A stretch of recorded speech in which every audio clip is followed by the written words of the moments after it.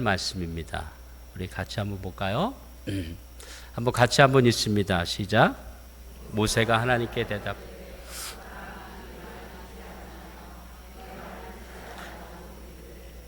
여호와께서 내게 나타나지 아니하셨나이다. 여호와께서 그에게 이르시되 내 손에 있는 것이 무엇이냐? 그가 이르되 지팡이니이다. 여호와께서 이르시되 그것을 땅에 던지라 하시매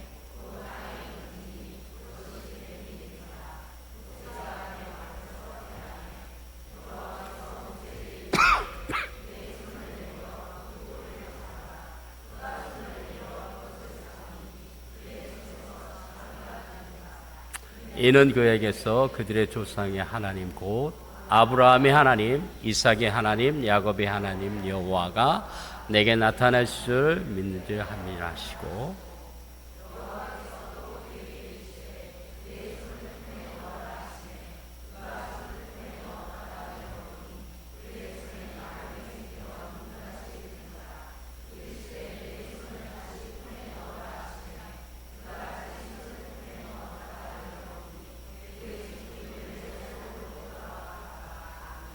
아멘. 제가 현대인 성경을 가져와서 좀 달라졌네요. 먼저는 부족한 종을 이 귀한 재단에 세워주신 우리 목사님, 존경하는 목사님과 우리 성도님 하나님께 정말 감사를 드리고요. 감사하게 두 번씩이나 방문해 주셔서 함께 해주시고 위로해 주시고, 이번에 오전에 저는 말씀의 은혜 많이 받았고 선교 보고를 통해서도 많이 은혜 받았습니다. 우리 아이들한테 최고의 선물을 또 안겨주시고, 우리 목회자들에게도 행복한 시간, 아름다운 추억을 주셔서 정말 감사합니다. 오늘 부르심의 축복이 좀 전에도 말씀드렸지만 저와 여러분에게 임하기를 원합니다. 저 같은 경우는 먼저 오늘 이 말씀을 통해서 부르심의 축복이 내게 임하려고 하면 어떻게 했냐면은 저는 출애굽기 3장 5절에 보면 이렇게 말씀합니다. 하나님께서 말씀하셨습니다. 가까이 오지 말라. 내가 서 있는 곳은 거룩한 땅이니 내 발에서 내 신을 벗어라. 첫 번째가 부르심에 합당한 자로 나아가려고 하면은 신발을 벗어야 되겠더라고요. 왜 그러냐? 하나님께서 여러 인생을 부르실 때는 하나님 거룩하신 분이십니다. 우리가 죄인된 우리가 나아가려고 하면은 먼저는 죄의 신발을 벗어야 되겠더라고요. 즐기고 즐긴 이 신발을 벗기에는 제 힘이, 제 의지로는 할 수 없고, 철저한 하나님의 은혜가 임해야 되겠더라고요. 저 같은 경우도, 저는 저희 아버지가, 저의 이름을 질 때, 저희 큰 형님은, 같은 노예죠. 통합측 목사님 최기철입니다. 이름을 질 때 기철로 졌어요. 기철이 뭐냐? 너는 주기철 목사처럼 되라 해가지고 최기철로 지신 거예요. 그 다음에 우리 둘째 형님은 돈자를 썼어요. 너는 장로가입니다. 저는 그럴 문자를 썼습니다. 뭐냐면은 너는 이 땅 가운데서 하나님의 말씀을 가르치는 자가 되라 라고 말씀하셨어요. 그렇게 이름을 줬어요.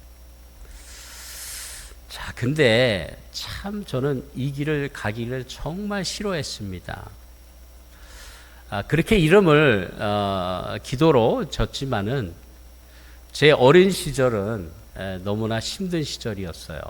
가난했고 아버지와 어머니와 잦은 불하고 다툼이었고, 그래서 3살 때 우리 어머니가 저를 냅두고 집을 낳고 그런 아픔이 있었어요. 또 너무나 또 가난했고 경기도 가평에 꼴찌하게 살다 보니까 너무나 가난했어요. 그래서 제 인생의 목적은 무엇이었냐면 오로지 돈이었습니다. 그래, 돈이다. 근데 참 군대 제대하고 참 잘 풀렸는지 모르지만은 우연치 않게 사업을 하게 됐어요. 그래서 여기 한강변에 보면은 그때 모래를 채취하는 그 덤프 트럭이 있는데 그 덤프 트럭을 인수해가지고 운수 사업을 시작을 했어요. 총각 때 27살 제대하자마자. 그리고 난 다음에 컴퓨터 학원에, 그리고 프로그램 개발하는 한국교육통신개발원. 그렇게 하면서 참 어떻게 보면은 괜찮았어요. 또 물질 같은 경우도 이렇게 벌어지니까 신앙생활을 하지만은 그렇게 하나님이 기뻐하는 세상의 그런 신발은 그대로 신고 한쪽은 그냥 교회 한 발은 딛고 한 발은 세상을 딛는 그러한 믿음의 생활을 계속 했었죠. 그리고 난 다음에 이제 결혼을 하게 됐습니다. 제가 이름이 뭡니까? 최기문입니다. 최씨 앉은 자는 풀을 안 난다 하더라고요. 근데 최씨 셋이 강씨 하나를 못 잡는다 그래요. 그런 얘기 들으셨습니까? 저희 와이프가 사모가 강씨입니다. 최씨하고 강씨하고 만나서 사랑하는 두 딸을 낳았고, 그리고 참 감사하게 하나님의 은혜를 줘서 오늘 제가 찬양하는데 너무 은혜를 많이 받거든요. 주의하는 그 손끝 하나하나가.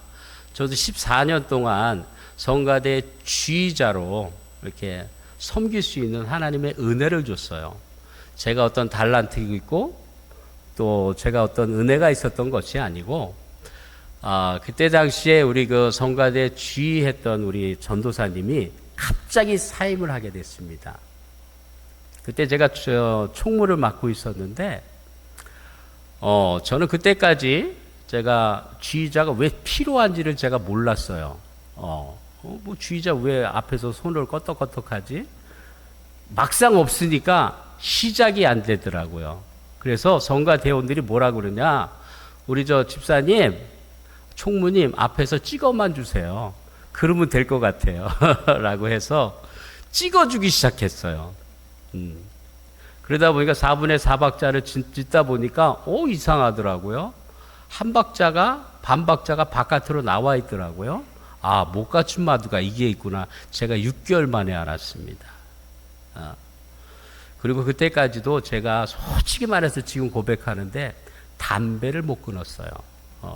그래서 때로는 제가 교회 올 때마다 늘 언제나 담배는 꼭 가지고 다녔거든요. 그때 제가 기억나는 게 성가대의 이름 중에서 원자 씨라고 있어요. 그 권사님이 이름이 원자예요. 원자.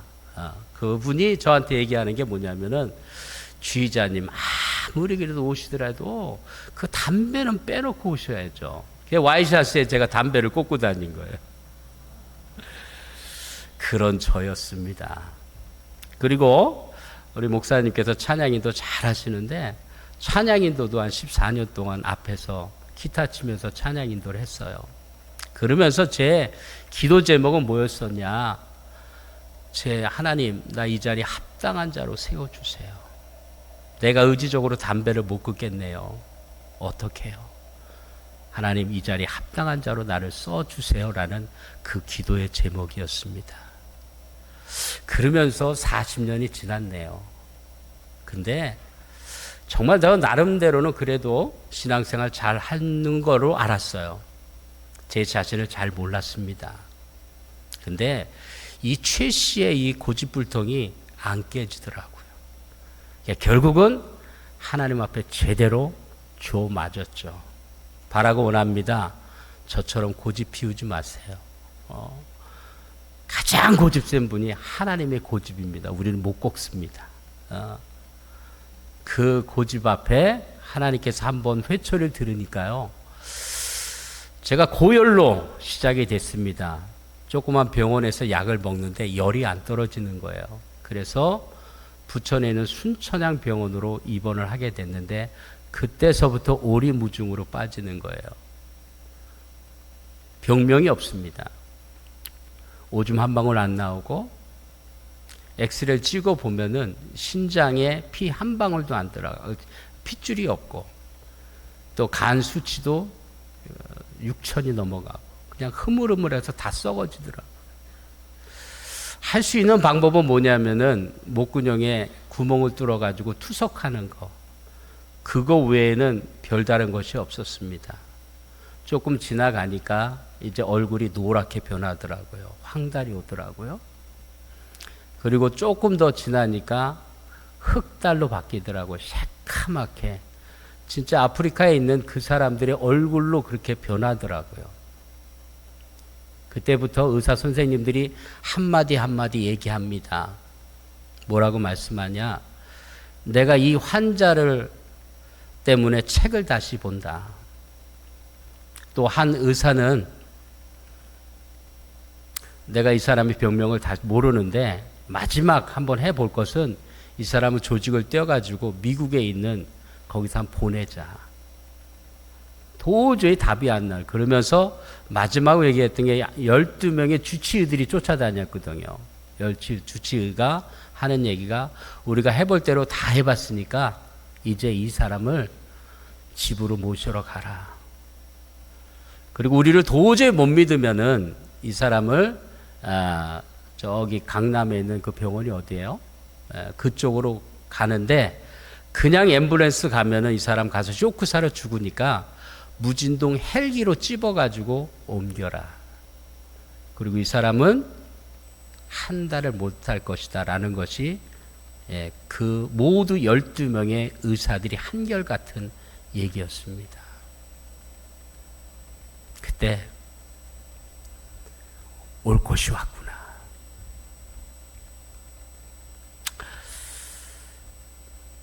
그때 저는 간절하게 하나님 앞에 기도했습니다. 하나님, 한 번만 살려주십시오. 우리 사랑하는 딸 둘은 어떡하고 우리 아내는 어떡하고. 그리고 정말 저를 위해서 많은 분들이 기도를 많이 해 주셨습니다. 기도가 능력입니다. 기도가 해답입니다. 근데 그 기도를 하나님은 응답하셨어요. 지금도 잊지 않는 것이 그 순천향병원의 동의원서실 지하 2층에 있는 동의원서실에 그곳에 그때 저는 솔직히 말해서 그렇게 기도했습니다. 제가 40년 동안 신앙생활을 했는데 제가 정말 예수 그리스도를 제대로 믿고 있는가 제 실체를 바라봤는데 믿고 있지 않더라고요. 2000년 전에 그 예수, 나사렛 예수가 나하고 무슨 상관이 있는가. 그게 내 자신에 대한 적나라하게 내 자신을 보게 됐습니다. 그때 제가 기도했던 것은 저는 도마보다 더한 의심 많은 자입니다. 저는 예수 그리스도의 창자국과 못자국을 제가 만져봐야지만이 제가 믿겠습니다. 나중에는 고쳐달라는 것이 아니라 그 실체이신 예수 그리스도를 정말 만나고 싶었어요. 그래야지 믿겠더라고요. 그리고 천국과 지옥이 정말 있습니까? 그럼 있다면은 보여주세요. 그러면 내가 믿겠습니다. 이게 제 실체더라고요. 근데 정말 주님께서 찾아오셨어요. 아멘. 주님은 살아계십니다. 아멘. 주님께서 찾아오셔서 직접 그 실체를 보여주셨어요. 사랑하는 아들아, 네가 찾는 바로 예수가 바로 나니라 하면서 저는 창자국을 만졌고요, 손에 못자국을 만졌습니다. 그리고 오늘 찬양했던 이 보혈을 지나라는 이 찬양, 예수 그리스도의 보혈의 은혜가 얼마나 위대한지,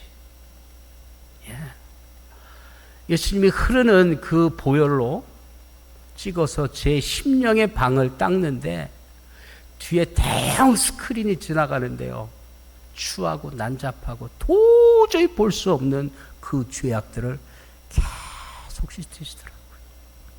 그러면서 제가 그때 계속 찬양했던 찬양이, 정말 눈물범벅 찬양했던 찬양이 뭐냐? 보혈을 지나요. 보혈을 지나 하나님 품으로, 보혈을 지나 아버지 품으로, 보혈을 지나 하나님 품으로, 한 걸음씩 나가네. 존귀한 주 보혈이 내 영이 새롭게 하시네. 존귀한 주 보혈이 내 영이 새롭게 하네. 아멘. 그때 저는 제가 신었던 주의 신발을 벗었습니다. 뭘로요? 예수 그리스도의 보혈로요. 우리 모두는 누구나 한 번쯤은 야복강가 앞에 서야 됩니다. 사울이 바울이 됐던 다메섹 앞에 서야지만이 질기고 질긴 이 신발을 벗을 수가 있겠더라고요. 제 인생에선 가장 힘들고 어려운 그 시간, 누가 보면 세상에서 어떤 소망의 소리 하나도 없는 그 시간, 12명의 의사가 너 도저히 될 수 없다라고 했던 그 시간, 그 시간이 바로 나한테는 가장 귀한 시간이었어요. 왜요? 나의 질기고 질긴 그 죄의 신발을 벗을 수가 있었기 때문에. 그러면서 그때 거룩한 소명을 주시더라고요. 뭐라고요?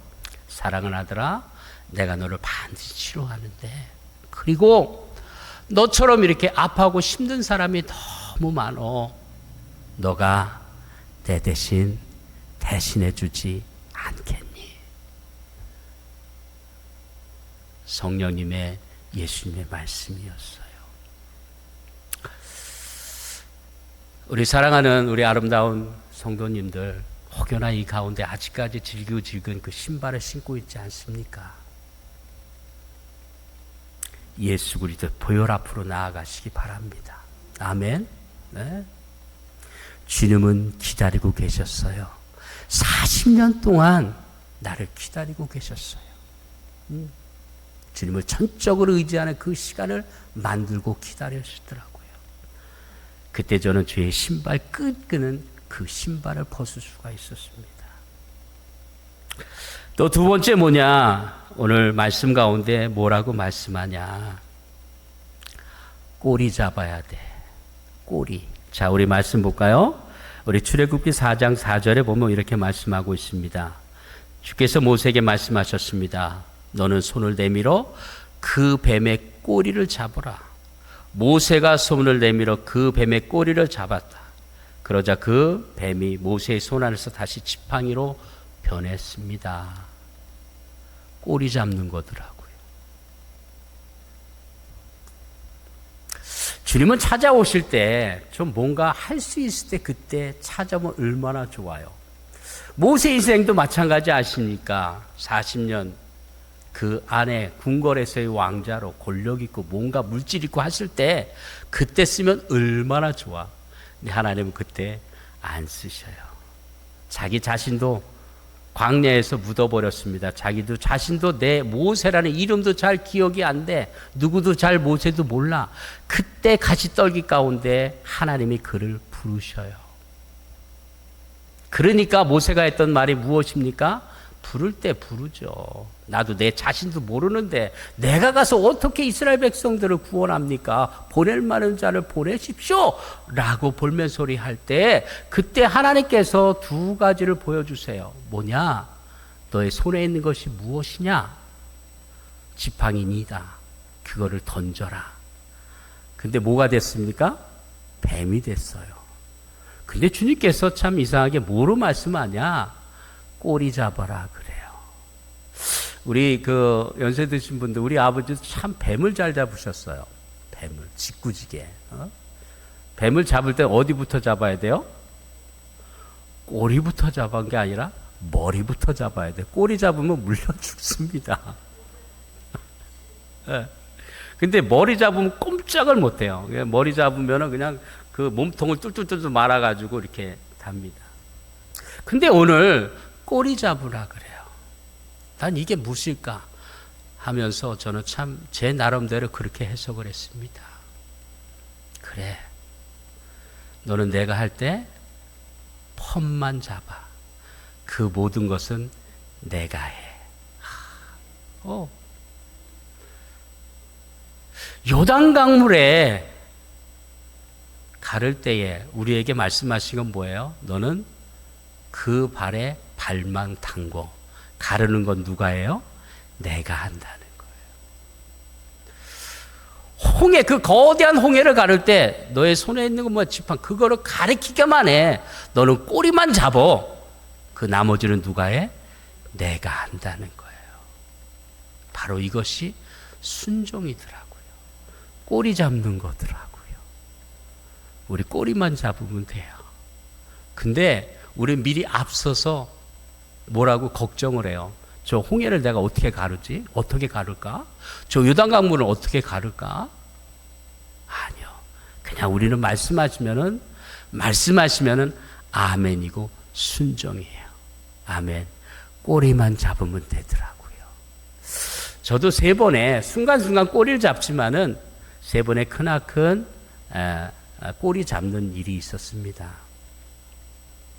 첫 번째는 제가 그리고 신학을 하고 만난 아이들이 누구냐면은 부천에서 큰 교회에서 쫓겨난 아이들, 장애 아이들입니다.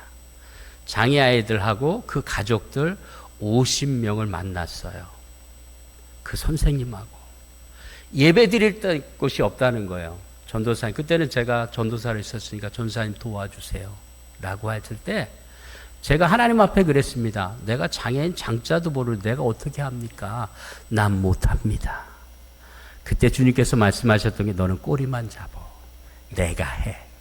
아멘. 그래서 잡았어요. 그래.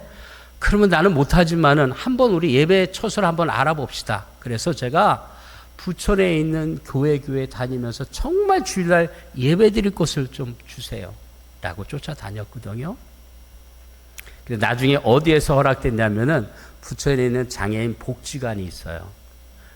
복지관이 천주교에서 운영하는데 그 신부가 관장인데 그분이 신부께서 부르셔서 얘기하는 게 뭐냐. 내가 이런 소리를 들었는데 장애인을 위한다면 종교가 무슨 상관이 있습니까? 한번 4층에 한번 올라가 보세요. 4층에 딱 올라가 보니까 이 정도 되는 건물이 있더라고요. 네. 이 정도 되는 건물에 거기서 예배드리라는 거예요. 우와. 에어컨 프리.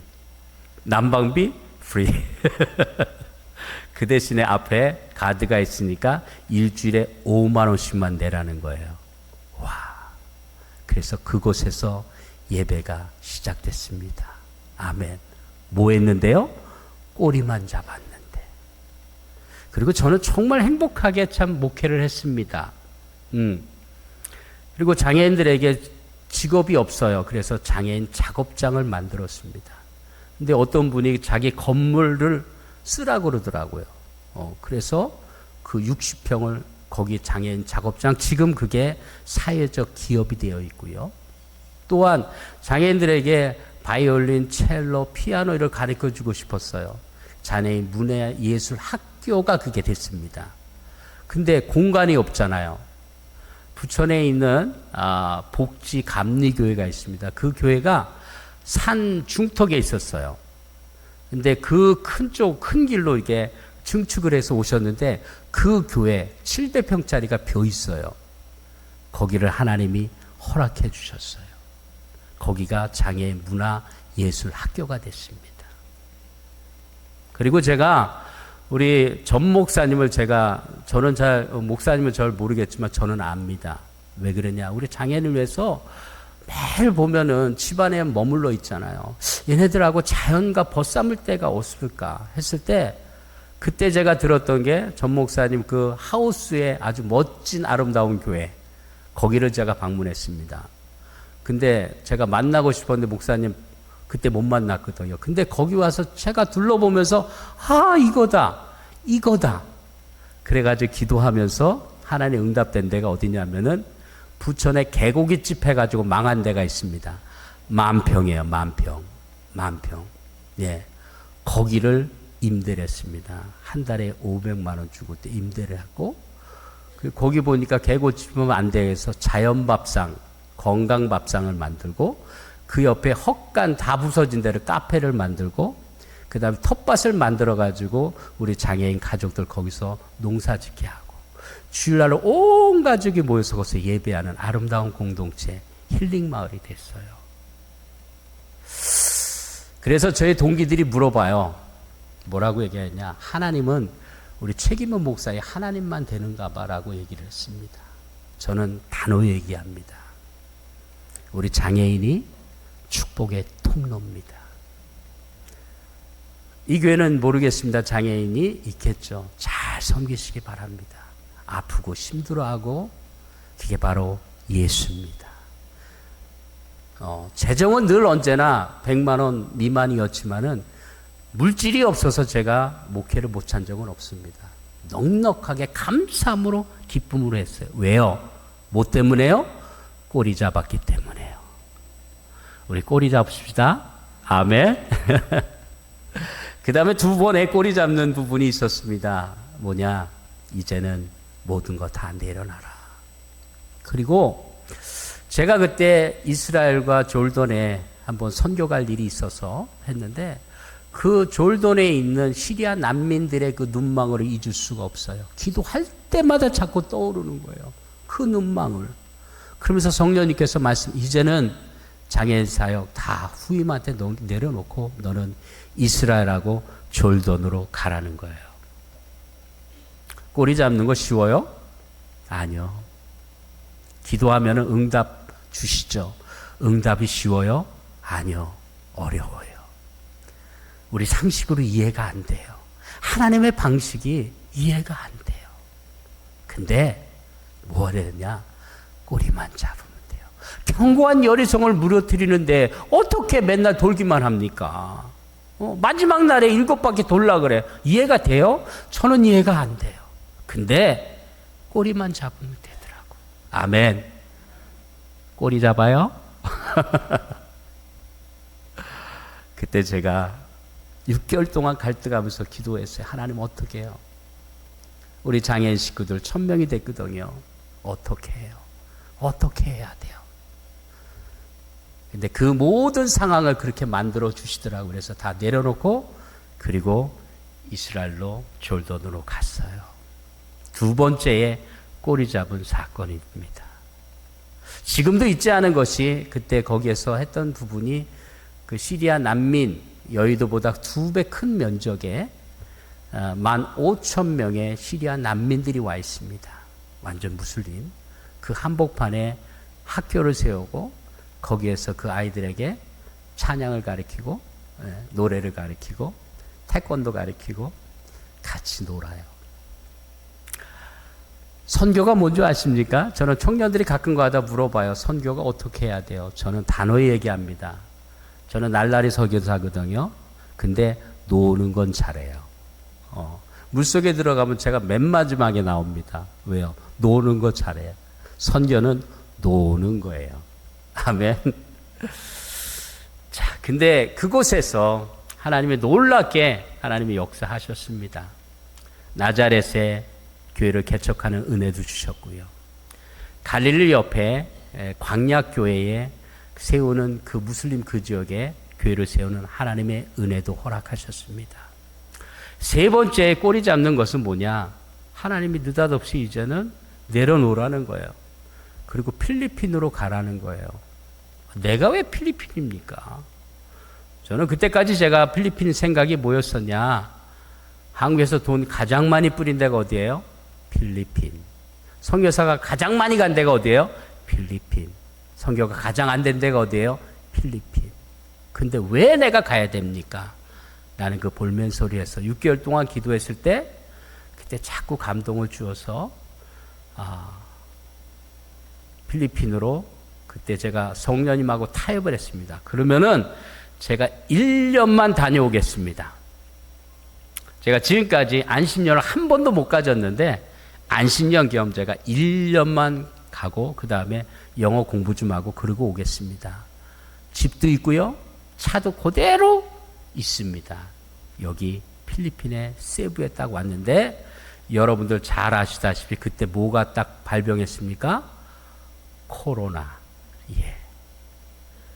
그래서 이스라엘에 있는 선교팀 다 빠지고요. 졸돈에 있는 선교팀 다 빠지고요. 저는 그곳에서 하나님의 놀라운 임재를 경험하게 하셨습니다. 그 코로나 그 기간 동안에 그러면서 거기에서 가장 힘들고 어려운 지역을 찾아봐라 해서 쓰레기 마을, 무덤 마을 그 곳곳에서 예배가 시작됐어요.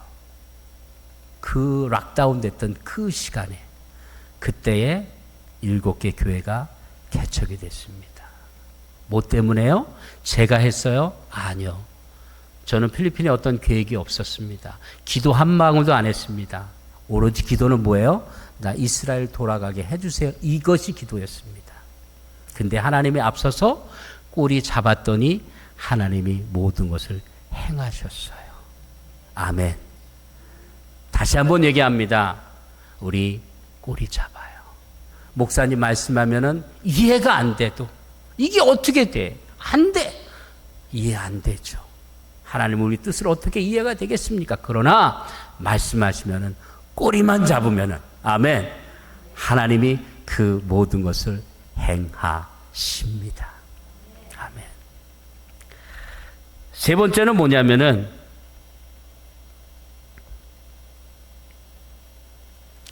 가슴에 품어라. 우리 한번 같이 한번 해볼까요? 가슴에 품어라. 아멘.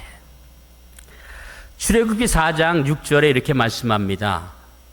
주께서 또 모세에게 말씀하셨다. 내 손을 내 품에 넣어보라. 모세가 손을 품에 넣었다 꺼내보니 그 손에 나병이 걸려 눈처럼 하얗게 변했다. 자, 그래도 모세는 뭐라고 얘기합니까? 그래, 꼬리 잡아서 뱀이 됐어. 나는 그래도 안 갑니다. 내가 어떻게 바로 앞에 가서 그렇게 합니까? 라고 합니다. 그때 다시 한번 하나님께서 말씀하신 게 뭐냐? 너의 손을 그 가슴에 넣어라. 빼보니까 뭐가 돼요? 문둥병이 걸려 있어요. 다시 한번 그 가슴에다가 넣고 빼니까 다시 회복이 됐습니다. 저는 이 말씀을 이렇게 해석했습니다. 사랑하는 아들아, 지금 이스라엘 백성들이 이렇게 고통하고 썩어져가고 문들어가는 것을 내가 그를 회복하는데 뭘로 회복하냐? 너의 가슴으로 회복시키겠다라는 하나님의 사인이었더라고요. 아멘. 가슴으로 품는 거더라고요. 선교는 가슴으로. 그래서 아까도 말씀드렸지만은 가슴으로 품는 거에 가장 좋은 게 뭐냐? 같이 노는 거예요. 같이 울 때 같이 울고요. 같이 밥 먹을 때 같이 밥 먹는 거예요. 이게 바로 선교더라고요. 저는 지금도 잊지 않은 것이 그때 필리핀에 딱 갔을 때에 성령님께서 감동 줬던 것이 가장 힘들고 어려울 때 이 코로나 기간 때 정말 어려운데 한번 찾아봐라 라고 했을 때 첫 번째 갔던 데가 어디냐면 쓰레기 마을입니다. 그곳에서 예배하라는 거예요. 쓰레기 더미 지금은 많이 좋아진 상태입니다. 세계 도시에서 막 엄청난 쓰레기가 물밀듯이 들어왔고 거기서 하루 종일 한 가정이 혼자가 아니라 한 가정이 쓰레기 분리해서 팔면은 우리나라 돈으로 5,000원을 법니다. 그 5,000원 가지고 뭐 할까요? 통닭 한 마리가 7,000원입니다. 지금 물가가 상당히 비싸요. 거기에서 지금의 만약에 그 물가대로 하면 한 달에 하루에 5만 원 정도는 벌어야지만 그 정도 물가를 감당할 수 있습니다. 지금 정말 그런 고통 가운데 신음하고 있는 그곳에서 예배하라는 거예요. 팔이 목이 이루 말할 수 없고 악취는 이루 말할 수 없는데 거기서 예배할 수 있겠어요? 제가 그때 성령님한테 얘기를 합니다. 성령님, 제가 오늘 한 번은 예배하는데요. 나 내일 못 와요. 솔직한 심정입니다. 못하겠어요. 난 못해요. 근데 참 감사하게 그 다음 주에 또 그 발이, 내 발이 거기 머물러 있고 그 쓰레기통에 무릎 꿇고 있더라고요. 이게 제 믿음이에요? 아니에요. 제 믿음 아니에요. 그리고 너무 역겨운 거예요. 그 냄새가 역겨운 거야. 근데 2달 지나니까요, 그 역겨운 냄새가 향기로 바뀌어지더라고요. 냄새가 안 나. 아멘. 이게 하나님의 은혜고, 하나님 품을 품으라고 말씀하셨을 때 같이 놀고 품으니까 하나님이 그렇게 만들어 가시더라고요. 그러면서 제 마음속에는 뭐냐, 나는 그래 조금만 하면은 나는 1년 있다 나는 이스라엘 갈 거니까 뭐 오로지 그 마음이었어요. 근데 그 가운데서 예배 드리다 보니까 비가 오고 그러면은 예배가 안 되잖아요. 성도들이 얘기합니다. 비 피할 곳만이라도 있어도 좋겠습니다라고 얘기해요. 난 돈 없어. 난 안 해. 왜요? 건축하면 코끼니까. 이스라엘 못 가니까. 나는 건축할 생각이 없었습니다. 근데 그때 성령님 말씀하시는 게 뭐냐? 세례교인이 30명이 되면 내 사인으로 알아라. 근데요, 참 감사하게 하나님께서 부족한 종을 통해서, 복음의 메시지를 통해서 그들이 쓰레기 더미 위에서 당신이 전하는 예수 그리스도면 내가 믿겠습니다 라고 세례받는 역사들이 나타났습니다. 30명이 넘어가더라고요. 그러면서 통장에 1,000만 원이 어떤 한국에 계신 분이 후원을 해줘요. 그게 바로 쓰레기 1호 교회입니다. 기나꽃 교회, 무덤마을, 따이따이, 곳곳에 어촌마을에 한 군데 한 군데 교회가 세워지는 역사가 나타났어요. 왜요? 품었더니. 아멘. 사랑하는 남편이 지금 많이 힘들어합니까? 어렵게 하십니까? 품으세요. 아멘. 품으라고 주신 거예요. 이웃이 그렇습니까? 품으세요. 주님의 놀라운 역사와 은혜를 경험할 귀한 찬스입니다. 놓치면 안 됩니다. 마지막으로 사도 바울이 이렇게 고백합니다. 갈라디아를 보니까요, 6장 14절에 그러나 내게는 우리 주 예수 그리스도 십자가 외에는 결코 자랑할 것이 없으니. 자랑할 게 있대요. 예수 그리스도 그분만을 자랑한대요. 근데 자랑의 핵심이 보니까 구체적으로 갈라디아 6장 17절에 보니까 이후로 누구든지 나를 괴롭게 하지 말라. 내가 내 몸에 예수의 흔적을 가졌노라. 사도 바울은 예수의 흔적, 선교하면서 어렵죠. 몸에 채찍을 맞았던 그 흔적도 있지만은 사도 바울의 진짜의 흔적이 뭘까요? 그 복음을 통해서 믿음의 자녀들, 교회들이 세워진 것이 바로 흔적 아닙니까? 저도 이 말씀을 깊이 묵상하면서도 마지막으로 저도 자랑할 게 있어요. 예수 그리스도의 흔적이 있어요. 제 자랑이 아니라 저는 마지막으로 여러분들께 자랑하고 싶어요. 부족한 종을 통해서, 복음을 통해서 맺어진 아름다운 열매들을, 예수 그리스도의 흔적, 스티그마를 자랑하고 싶어요. 그리고 우리 사랑하는 성도들을 꼭 초청하고 싶어요. 자랑하고 싶어요. 부족한 종을 통해서 13개 교회가 개척이 됐습니다. 지금 보니까 숫자적으로 세어보니까 성도들이 1,000명이 넘는 것 같아요. 박수 한번 안 쳐주세요. 제 자랑이 아니고요. 주님이 하셨습니다. 주님이 하셨어요. 그리고 더욱 자랑스러운 게 뭔지 아세요? 거기에 함께하는 현지 사역자들이 10명이 있어요. 근데 제가 사례를 한 번도 못합니다. 한 번도 해본 적이 없습니다. 근데 얼마나 열심히 해줄지 몰라요. 이번에 정말 그 아름다운 교회에 와셔서 저에게 가장 큰 선물이 뭐냐면은요, 그 우리 사역자들을 초청해서 만찬을 베풀어 준 거예요. 그게 얼마나 감사한지. 내가 꿈이라도 꿔봤거든요. 우리 사랑하는 사역자들. 집에 보면은 먹을 것이 없죠. 쌀이 없죠. 그래도 한 번 저한테 사역비를 요구한 적이 없습니다. 그리고 그 한 교회만 아니라 월화 수목 금토 다니면서 바이블 스터디 그룹을 만들어서 가보면 40-50명씩 있어요. 그냥 합니까? 그들에게 빵도 나눠줘야 되잖아요. 양식도 둬야 되잖아요. 그냥 몸부림치면서 그렇게 감당합니다. 저는 여러분들한테 자랑하고 싶어요. 이들이 나의 스티그마예요.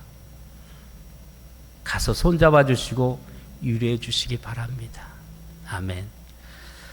또한 두 번째는 뭐냐면은 쓰레기 마을, 무덤 마을 한번 세상에서 가장 아름다운 교회라고 제가 소개를 했습니다. 정말 아름다운 교회입니다. 그들의 삶을 보면은 세간살이가 있습니까? 뭐가 있습니까? 없습니다. 우리나라 60년대? 아니요. 그 이전 상태 같아요. 제가 어렸을 때도 이 정도는 아니었습니다. 근데 그 가운데 예배 가운데 천국을 이루고 살아요. 이번에 우리 함께 했을 때 예배했을 때 그들에게 그늘을 봤어요? 아니잖아요. 우리는 이 땅 가운데는 살아가는 것은 우리의 본 고향은 어디예요? 어디예요? 천국이잖아요. 이 땅 가운데는 질병으로 고통할 수 있고 아파할 수 있고 문제 가운데 허덕거릴 수 있지만은 잠시 잠깐이에요. 하나님께로 가까이 오라는 사인이죠. 우리에게 고난을 준 것은. 근데 우리 거기에 무덤 마을과 쓰레기 마을에 오는 예배 가운데 천국을 이루고 사는 그 모습을 볼 수가 있어요. 저의 스티그마입니다. 여러분 꼭 초청합니다. 마지막 자랑하고 싶은 것이 저의 사랑스러운 제자들, 일기 제자들은 다 13개 교회 리더자로 다 돼 있고요. 지금 다시 이제 12명의 제자들 집중 훈련시키는데 매주 금요일 날은 철야로 합니다. 그 다음날 아침 새벽까지 성경 읽고 철야로 시킵니다. 근데 요번에 그런 일이 없었는데 요번에 제가 까모테스에 사역 있을 때 섬으로 들어갔을 때 강도가 나타났어요. 총을 들고 나타났습니다. 어떻게 됐을까요? 이들은 그 자리를 떠나지 않았어요. 무덥고 떨리는 그 마음에 꼬박 세우고 그 다음날 새벽까지 하고 다 집으로 돌아갔어요. 그리고도 저한테도 얘기도 안 해요. 왜요? 선교사님 걱정할까 봐. 저는 자랑하고 싶어요. 스티그마, 예수 그리스도의 흔적을 자랑하고 싶습니다. 말씀 맺도록 하겠습니다. 우리 모두는 다양각작으로 어떤 분은 선교사로, 목회자로, 집사로, 권사로 부름받았습니다. 우리 모두 부르심에 합당한 자로 신발 벗고요, 꼬리 잡고요, 가슴에 품고요, 행복한 부르심에 응답되어지는 저와 여러분 되어지기를 간절히 소망합니다. 아멘. 마지막으로 저는 이 찬양이 너무 가사가 너무 좋아요. 근데 박자를 못 맞추겠어요. 그래서 우리 목사님한테 부탁을 해서 같이 불러달라고. 하나님의 부르심이라는 이 찬양입니다. 가사를 한번 음미해 볼까요? 하나님의 부르심에는 후회하심이 없네. 내가 이 자리에 선 것도 주의 부르심이라. 하나님의 부르심에는 결코 실수가 없네. 나를 부르신 하나님의 신실하심을 나는 믿네. 날 부르신 뜻 내 생각보다 크고 날 향한 계획 나의 지혜로 측량 못하나 가장 좋은 길, 가장 완전한 길로 오늘도 날 이끄심을 믿네.